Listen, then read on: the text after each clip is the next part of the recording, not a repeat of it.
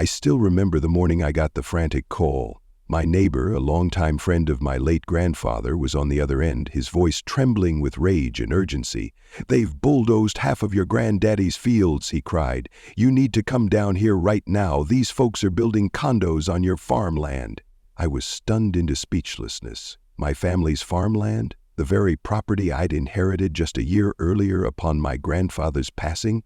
How could anyone, no matter how bold or well-connected, casually disregard property lines and start erecting brand-new condominiums on land that didn't belong to them? My neighbor offered no further explanation beyond urging me to return home as quickly as possible, so I threw some clothes into a duffel, hopped into my aging truck, and hit the highway. The air was thick with my own anxiety and confusion as I drove, uncertain of what I would find or who exactly I was up against. All I knew was that I had to protect what was rightfully mine. Those first miles of the journey gave me time to let the anger and disbelief wash over me in waves. My grandfather had been the bedrock of our family, a humble man who worked those fields every day of his life until his knees couldn't take it anymore. When he passed away, he left me that land in his will, partly because he believed I would treasure it as he did, and partly because he saw my potential for turning it into a sustainable farm that could serve the broader community. To think that, in the blink of an eye, some unscrupulous group had decided to flatten acres of it for their own profit made my blood boil. As I made my way across state lines, fueled by a thermos of coffee and adrenaline, I felt a deep sense of betrayal. My grandfather's legacy, and by extension my own, was under siege. It was late afternoon by the time I arrived in the small town I once called home. Nothing looked too different at first glance. The same dusty roads, the same aging storefronts, the same American flags fluttering on wooden porches. Yet, as I turned onto the dirt road leading to the farm, I saw a freshly paved construction entrance cutting across the property. The shock stopped me cold for a moment. Orange barricades and signs that read, "HOA development, private property, no trespassing," were planted at intervals, as if proclaiming to the world that this farmland was theirs to reshape. The nerve of it took my breath away, and a hot flush of anger sent me stomping on the gas. I had to see, up close, the scope of the damage. Pulling up next to the old farmhouse, I found my neighbor Tom pacing worriedly. The man was in his 70s, but you would have thought he was a spry 50 the way he sprang over to my truck. He wore the same worn-out denim overalls he always did, and the moment I stepped out, he gripped my arms, eyes wide with indignation. "They came in with heavy machinery 2 weeks ago," he said they had permission from some homeowners association. Then, next thing we know, there's a crew building day and night. He directed my attention to a row of half-finished structures in the distance, rising like ominous tombstones against the twilight. I felt a lump form in my throat. This was more serious than I had imagined. Unable to let my dismay paralyze me, I marched toward the new construction, determined to find anyone who could explain how or why this travesty was happening. Before I made it halfway there, a stern-faced security guard blocked my path, telling me I wasn't authorized to be on the premises. When I tried to argue that this was my family's land, he just shrugged. He insisted that the HOA, or whoever they represented, had the final say here. "Talk to the HOA president," he said flatly, pointing to a freshly erected building that served as a temporary office. The guard might as well have pointed me to a den of vipers. I had heard of HOAs, homeowners associations, that often dictated what color you could paint your door or whether you could hang your laundry out to dry, but I had never heard of an HOA so powerful it could annex private property and build on it at will. That notion alone set off alarm bells in my head. Something bigger was at play, some hidden alliances, some twisted set of laws or bribes that allowed them to do this. I trudged back to Tom, who was already shaking his head, anticipating what the security guard must have told me. Tom said he had tried calling local law enforcement, but all they got was the runaround. The sheriff's office insisted it was a civil matter, and that if I had a dispute about property lines, I should contact an attorney. The sense of frustration was overwhelming. but so was my sense of duty. I couldn't just let them keep building condos on my land, not without a fight. The sun dipped low on the horizon, bathing the farmland in a red glow that made the half-erected condos look eerie. I walked inside the farmhouse, which was still dusty and unchanged since my last visit months ago. My mother had grown up here, and I remembered visiting as a kid, chasing chickens, picking apples from the small orchard, and trying to keep up with Grandpa as he weeded row after row of vegetables. Those memories clashed with this new reality of steel beams and concrete slabs scarring the property. It felt as though the heart of the land was being ripped out, replaced by something cold and impersonal. That night I barely slept. My mind whirled with the question, how in the world did these people think they could get away with it? In the quiet darkness, I remembered my grandfather's unwavering faith in the legal system. He had always told me that if you had the right documents, the right proof, truth would eventually prevail.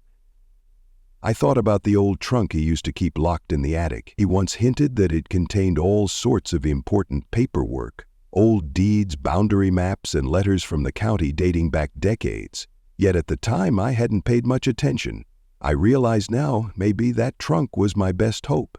My grandfather, wise as he was, must have known that one day I would need the sort of ironclad proof that no unscrupulous entity could argue against. At daybreak, I climbed into the dusty attic. The smell of mothballs and old wood stung my nose. Boxes were stacked in precarious towers, and light streamed in through a single tiny window. My heart quickened when I spotted the trunk. It was locked, but the key sat in a teacup on a shelf nearby, as if Grandpa had left it there deliberately for me to find. I knelt down, hands trembling slightly, and opened the trunk. There, tucked among various folders and envelopes, was a worn leather-bound ledger. Inside its yellowed pages, Grandpa had meticulously documented each boundary marker, every property transaction, and even had sketches of the farmland's original shape. Then I noticed something else, a small metal box labeled "For Emergencies." My chest tightened with curiosity and a strange sense of foreboding. With a gentle hand, I lifted the metal box from the trunk. It was fairly heavy, the kind of container used to store valuables or confidential documents. My grandfather's handwriting on the label looked as though it had been scrawled quickly, almost as a warning. I set it aside carefully, making a mental note to find a way to open it later. For now, the important thing was that I had at least some of the official paperwork verifying that the farmland's boundaries belonged entirely to my family and no one else had any legal right to build here. The presence of the small metal box merely fueled my determination. It felt like Grandpa had left behind a carefully laid trap, anticipating that someday someone might try to swindle us. Encouraged by this discovery, I phoned a local attorney, an old acquaintance named Jen who'd grown up nearby. She specialized in property law, and I trusted her enough to share the gist of what was happening. Jen immediately agreed to meet me at the farmhouse the next day, promising to bring along some resources from the county clerk's office. Her swift response was a breath of fresh air, and for the first time since arriving, I felt a glimmer of hope that we might put a stop to this illegal construction. That afternoon, as I waited for Jen, I ventured outside to survey the farmland again. The condo structures seemed to sprout like weeds across the field, and the construction noise was relentless, hammering, drilling, shouting. A large signboard displayed a mock-up of Riverside Meadows condominiums, a project by the Maple Grove HOA. The arrogance of it made my stomach churn. How had they cleared the necessary environmental and zoning checks to break ground on farmland that also included a small wetland area near the river? None of it made sense. I took photos with my phone, zooming in on the foundation lines that looked suspiciously misaligned with the old boundary fence. My anger and suspicion only grew when I noticed how close they were getting to the wetland area. That stretch of land was crucial for local wildlife, and I knew my grandfather would have been furious at the environmental harm this project threatened. A couple hours later, Jen arrived. She was a tall, no-nonsense attorney with an ever-present binder tucked under her arm. Wasting no time, she began snapping pictures and taking notes. Together we walked the perimeter, and she was visibly shocked by how brazen the developers were. Jen asked if I had any official documents that explicitly showed the farmland's legal boundaries. That was my cue to retrieve the worn ledger from inside. She flipped through it with an approving nod, remarking that this was an excellent start. Then I mentioned the metal box labeled for emergencies, explaining that I had no idea what it contained, but sensed it was crucial. Before we could delve into the metal box, another interruption appeared in the form of a tall, imposing woman with a sharp, businesslike haircut. She strode right up to us in high heels, her expression tight with hostility. "I'm Diane," she announced, "president of the Maple Grove HOA. Her voice was clipped, and her eyes flicked dismissively over me before resting on Jen's binder. She demanded to know what we were doing on our construction site. The audacity of her words made my blood pressure spike. "This," I retorted, gesturing to the land under our feet, "is my property, and I want to know by what twisted arrangement you think you can build on it."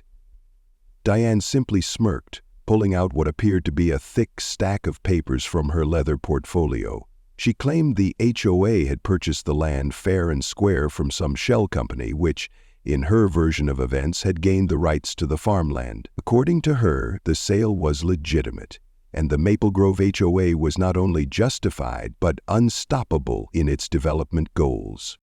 Jen wasn't having it. She calmly asked Diane for the name of the shell company and the date of the transaction. As Diane rattled off the details, Jen made careful notes. Then Jen, in her lawyerly way, asked to see the official deed or county records verifying that sale. Diane looked momentarily taken aback, but she quickly snapped, "I don't have to show you anything. The county records are on file, and if you want to see them, you can go look them up yourself." With that, she turned on her heel and strode away, calling over her shoulder that we were trespassing. We watched her depart, tension hanging in the air like storm clouds. Jen and I exchanged a knowing glance. Something smelled off about the entire transaction Diane claimed existed. The shell company's name didn't ring a bell, and Jen was quick to point out that farmland in this county rarely changed hands without a lot of public notice. If there had been a legitimate sale, the local newspaper would have mentioned it, and neighbors like Tom would have known about it. No, this was likely a case of fraudulent paperwork or backroom deals, orchestrated to keep rightful owners like me in the dark until it was too late. That evening, after Jen left promising to pull official records first thing in the morning, I sat alone at the farmhouse table with the metal box in front of me. I tried a few keys, rummaged around for anything that might open it, but had no luck. Eventually, I found a small screwdriver and managed to pop the lock. My hands trembled with anticipation. Inside were several folded papers, a tattered old photograph of my grandfather shaking hands with a county official decades ago, and a thick envelope sealed with tape. I carefully opened the envelope and unfolded a set of papers detailing an even older boundary line agreement, which predated the ledger by at least 30 years. There were signatures from multiple local officials, verifying the farmland's official boundaries and protecting a portion of it, specifically the wetland area, under environmental conservation. My grandfather must have gone through significant effort to get that wetland legally protected, ensuring no one could develop on that section. It was a trump card for sure. Beneath those documents lay another sealed note from my grandfather himself, addressed simply to me. My throat tightened as I recognized his handwriting. Inside, the note warned of individuals who might want to exploit the land for personal gain, and how vital it was for me to safeguard these papers. He wrote that the farmland was not just any piece of property, but a legacy tied to our family's name for generations, and he had spent considerable time and resources to ensure it was preserved. He ended with a cryptic line, "When the time comes, these documents will speak for you louder than any lawyer ever could." I felt tears prick my eyes at that. Grandpa was gone, but his foresight and love enveloped me like a protective shield. The next morning, brimming with renewed determination, I called Jen to share the news about the documents. She was thrilled and told me to make copies immediately. We also decided to file an emergency motion to halt construction. We needed to act fast because the condo frames were going up by the day, Jen explained that, in such disputes, a judge could issue a temporary restraining order against the builders, forcing them to stop all work until ownership was resolved. It was a high-stakes move, but we had to try. Time was not on our side. We drove together to the county courthouse, passing by the condo construction which was now bustling with workers.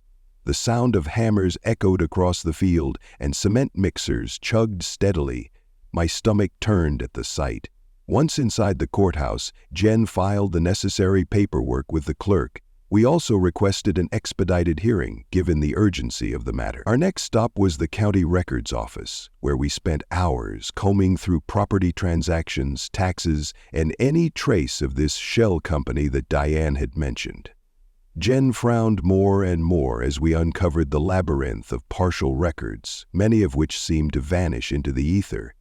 One suspicious transaction referenced a name that matched a local official known to have close ties with the Maple Grove HOA. The puzzle pieces began fitting together, and a disturbing picture of corruption emerged. Returning to the farm, we discovered a new nuisance. The water supply had been cut off. The old well system was still functional, but there was a secondary water line connected to the county supply that was now mysteriously turned off. A notice was taped to the pump house door, claiming unpaid fees necessitated the shutdown. It bore the seal of the local water authority, but in small print we recognized the same official's name we had just seen in those suspicious records. Jen and I exchanged a grim look. This had all the hallmarks of a coordinated attempt to squeeze me out, to make life so difficult that I'd pack up and sell to them. Determined not to fold, we reached out to neighbors for help. Tom brought over some gallon jugs of water, and others in the area offered moral support and shared stories of the HOA's intimidation tactics. It turned out that Maple Grove HOA had overstepped its bounds before, though never on such a massive scale. Usually, they harassed homeowners over minor code violations or forced them into compliance with questionable community rules. However, building 50 condos on farmland was a new level of brazenness.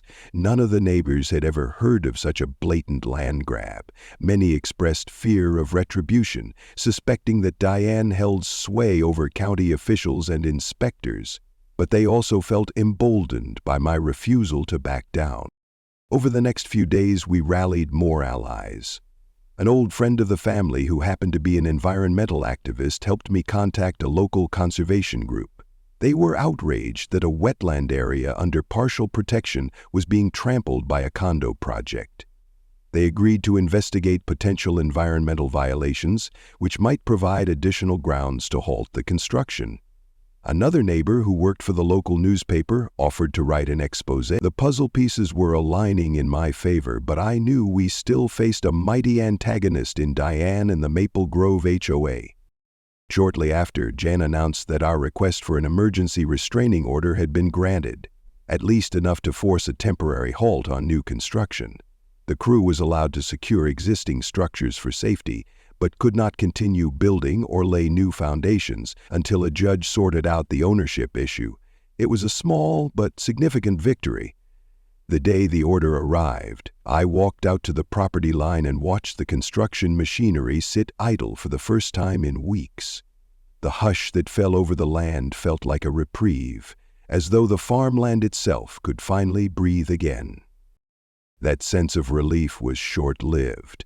A day later, a county official showed up with a cease and desist notice directed at me, claiming that I was violating local codes by harboring dangerous conditions on the property. It was absurd, but these notices piled on the legal pressure, presumably to wear me down. Jen remained steadfast, explaining each new piece of legal paperwork, reassuring me that we were on solid ground, literally and metaphorically. The tension continued to mount, culminating in a threat from Diane. She appeared at my doorstep one afternoon, flanked by two men in suits, presumably her legal counsel. She demanded I drop the restraining order, hinting that I wouldn't be able to afford a drawn-out legal battle. Her words dripped with condescension, as if she knew exactly how to twist the knife. I stood my ground, telling her we'd see each other in court if need be. The flicker of annoyance in her eyes confirmed that my resolve was unexpected. Nevertheless, she smirked again, confident in her power and resources. Not long after that confrontation, I got notice that a major community meeting was scheduled in the town hall. Diane had somehow arranged for the Maple Grove HOA to present their side of the story to the broader community, presumably to gain public sympathy or to discredit me. Jen and I made plans to attend, along with a handful of neighbors who were outraged by the destruction of the farmland and the shady tactics used against me. In the days leading up to the meeting, tension rippled through the small town. Rumors flew about payoffs, bribes, and secret deals. Some folks started questioning how far the local government might be involved, and a swirl of controversy surrounded Diane, whose closeness with certain county commissioners became a hot topic of coffee shop gossip. The day of the community meeting arrived, charged with the buzz of anticipation. The town hall, a modest building with squeaky floors and fluorescent lighting, was packed to the brim. Diane sat at the front, flanked by a couple of executives from the HOA's development arm. I took a seat with Jen and my neighbors, trying to calm the butterflies in my stomach. Tom patted me on the shoulder in solidarity. The mayor called the meeting to order, explaining that the purpose was to hear both sides of the dispute and allow concerned citizens to speak. Diane went first, launching into a rehearsed speech about how Maple Grove HOA's Riverside Meadows condominiums would bring prosperity to the area, create jobs, and stimulate local businesses. She claimed they had all the necessary permits and that my objections were based on outdated property records. According to her, I was a holdout, clinging to an irrelevant piece of land that the county had already earmarked for development. The spin was mind-boggling, and I could see her rhetorical flourishes swaying some of the people who didn't know the full story. But when it was my turn to speak, I laid out the facts with the help of Jen. I explained the farmland's history, my grandfather's meticulously recorded ledgers, and the boundary lines that had existed for generations. Jen displayed the copies of the official documents, projecting them on a screen for everyone to see. The hush that fell over the room was palpable when we pointed out the wetland area under special protection. Then we revealed how the shell company that allegedly sold the land to Maple Grove HOA had no legitimate standing in the county records, which strongly suggested fraud. The local newspaper reporter, who was present, snapped photos of each piece of evidence. Midway through my presentation, I noticed Diane fidgeting in her seat, her confident smile faltering. She exchanged worried looks with the men beside her. Their bravado took a hit when Jen mentioned the environmental group's involvement. Then I reached into my briefcase, pulling out the sealed letter from my grandfather, the one explicitly warning of potential exploitation. Though not an official legal document, it carried an undeniable emotional weight, reminding everyone in the room that this was not just about money or modern development, but about a family's heritage and the moral duty to protect land that had long been part of the community's fabric. As the crowd took in our testimony, a sudden stir broke out near the entrance. The leader of the local conservation organization had arrived, brandishing fresh photographs of the condo site encroaching on the wetland zone. She explained how the developers had already cleared several critical habitats, ignoring environmental regulations. Gasps and murmurs rippled through the audience. Sensing the shift in sentiment, the mayor banged his gavel to restore order. He declared that the new evidence merited further official investigation, and he called upon county inspectors who were also present to verify whether Maple Grove HOA's permits were legitimate. Diane tried to interject with claims that the wetlands were only seasonal pools, not truly protected, but the community's mood had clearly swung in our favor. People began to stand and voice their outrage about the possible corruption linking the HOA to county offices. Questions flew about payoffs and missing records. Tension ballooned until the mayor finally announced that a formal inquiry would be launched. The meeting ended with an official pronouncement that all construction on the farmland must remain halted pending the outcome of the inquiry and any legal rulings. As soon as the gavel slammed down, Diane stormed out with her entourage, her face set in a mask of fury. In the weeks that followed, a whirlwind of legal and administrative processes ensued. The judge presiding over the property dispute scheduled a hearing to decide whether the Maple Grove HOA had any rightful claim. During that time, the county inspectors filed a critical report, citing multiple environmental violations on the site, particularly around the wetlands. The local newspaper published a scathing exposé, detailing the labyrinth of shady transactions that Diane and her allies had orchestrated.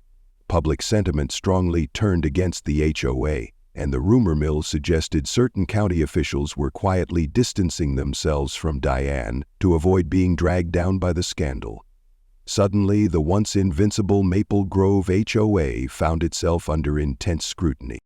At the court hearing, Jen presented a rock-solid case. She showcased the official property records, the older boundary agreements, and the environmental protections. More importantly, she drew attention to the glaring inconsistencies in the paperwork Maple Grove HOA submitted. Their so-called purchase agreement from the shell company had no legitimate trail of documentation, no property tax records, and a suspicious set of signatures that didn't match any known county officials.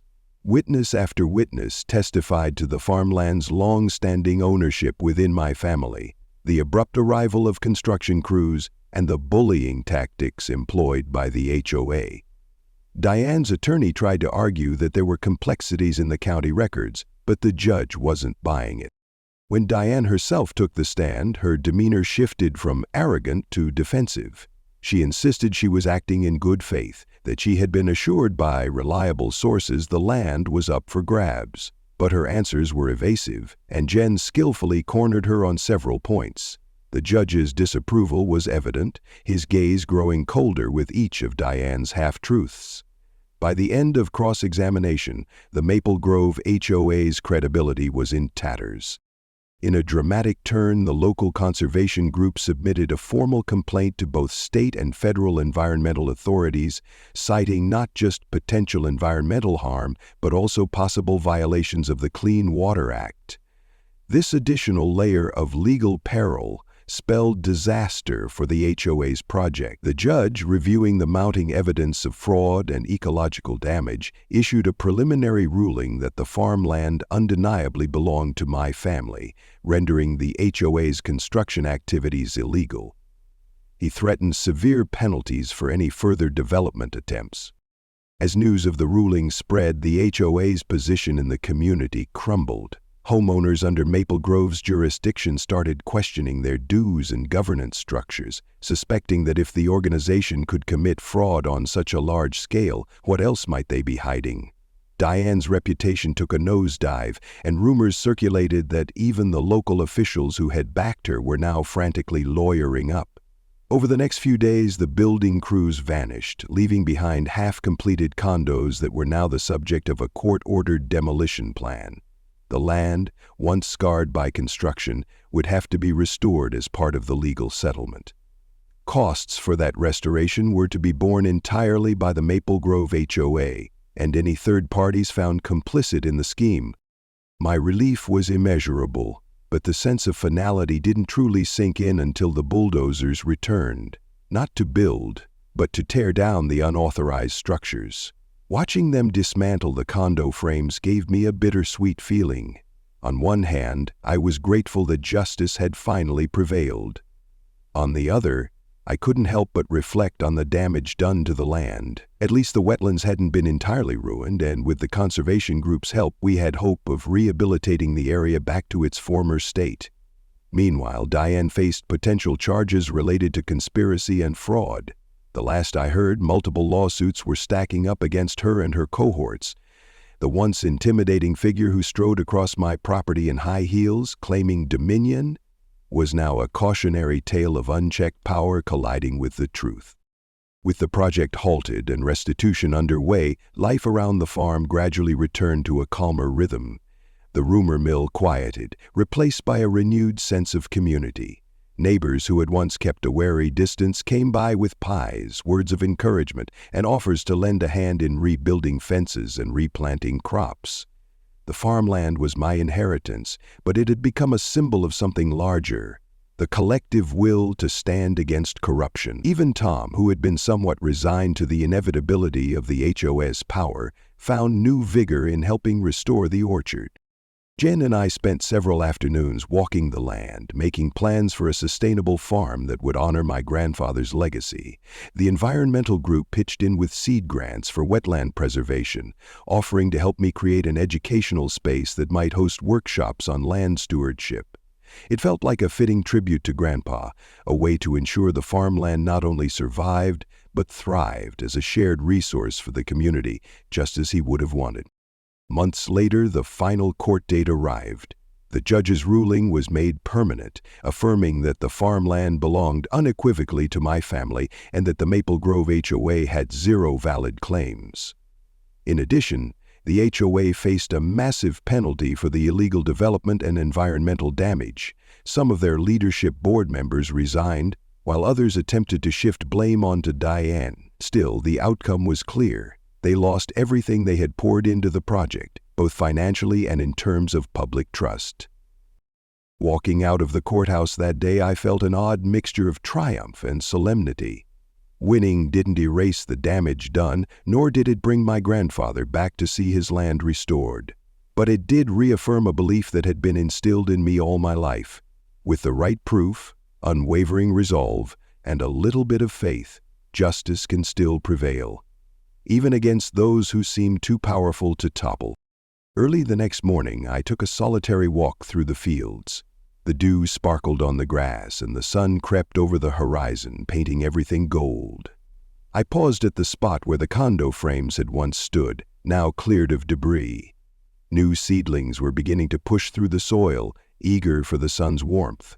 It was quiet, peaceful, the way the farm used to be. I could almost feel my grandfather's presence, proud of how we had fought to protect his life's work. In that moment, my phone buzzed with a message. Another neighbor offering help planting saplings to replace some of the trees bulldozed during construction. A smile spread across my face as I typed my reply, thanking them for their generosity. Life would move on, and the farmland would heal, nurtured by the same community spirit that had stood beside me. Although we had endured months of conflict, intimidation, and legal skirmishes, the final victory felt deeply communal, a testament to the fact that when people unite around what is fair and just, they become a force too strong to be ignored. Of course, I remained cautious about the future, mindful that greed and corruption could rear their heads again. But for now, at least, the farmland was safe, and I intended to keep it that way. Looking back over the course of events, from the shocking phone call that first alerted me to the trespassing, to the tears of relief I shed when the judge's gavel came down in our favor, I realized just how much I'd grown. At the outset, I was riddled with doubt, thinking maybe I was just one small voice against a powerful organization with deep pockets. But as Grandpa's documents surfaced, as neighbors rallied to my side, and as the community demanded accountability, my confidence took root. My role had evolved from a passive heir to an active protector, ensuring that no one could rewrite the legacy my family had built over generations. In the final analysis, the Maple Grove HOA's downfall was a product of their own arrogance and the brazen assumption that money and connections alone could override honesty and rightful ownership. They had tried to commandeer what wasn't theirs, dismissing our heritage as an obstacle, but they failed to account for the intangible worth of perseverance, community support, and legal facts that were solid as bedrock. Diane's downfall served as a universal lesson about what happens when power is misused and accountability is ignored. As for me, I remain the proud caretaker of this farmland. Each morning I step onto the porch with a cup of coffee, gazing at the horizon where the fields stretch out in neat rows, envisioning new ways to keep the land thriving. In collaboration with local environmental groups, I plan to preserve the wetlands not merely as a nod to the law, but as an active demonstration of how humans and nature can coexist. School children from the county will soon come for field trips, learning about sustainable agriculture and local ecology. Perhaps they'll even catch sight of the deer and foxes that return to the wetland once it's fully rejuvenated. In that sense, we're forging a new chapter that keeps the spirit of my grandfather alive, one that resonates with everyone who cherishes the land for more than its monetary value. And so, after this long, hard-fought battle, I've discovered something invaluable. When a community unites under a shared sense of right and wrong, even the mightiest facades of power crumble. Yes, it can be messy, and yes, it requires courage and sacrifice. But the payoff is more than mere victory. It's the priceless affirmation that justice is not a distant ideal. It's something we can hold on to if we're willing to stand our ground. Indeed, my grandfather's wisdom rings true now more than ever.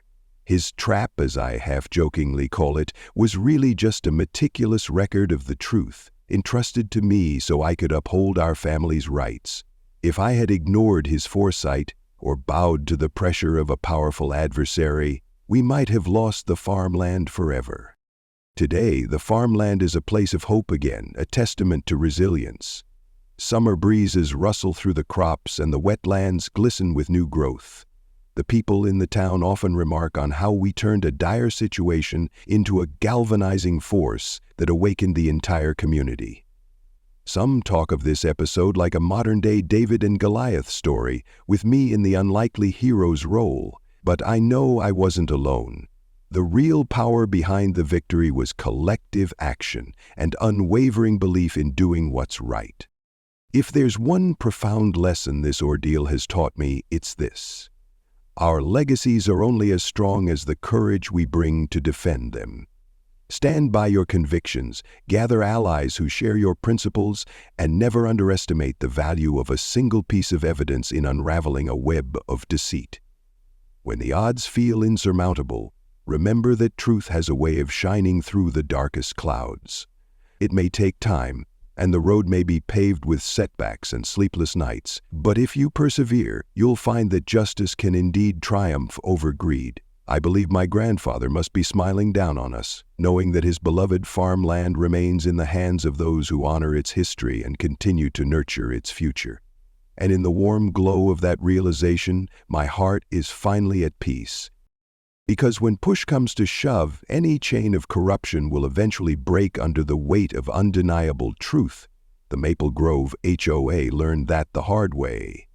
They built their grandiose condos on stolen ground, too blind to see that a single rightful owner, backed by community spirit and irrefutable documents, could upend their grand plans. In losing everything, they left behind an enduring moral. No matter how mighty you think you are, you cannot silence the rightful voice of the land and the legacy that stands guard over it.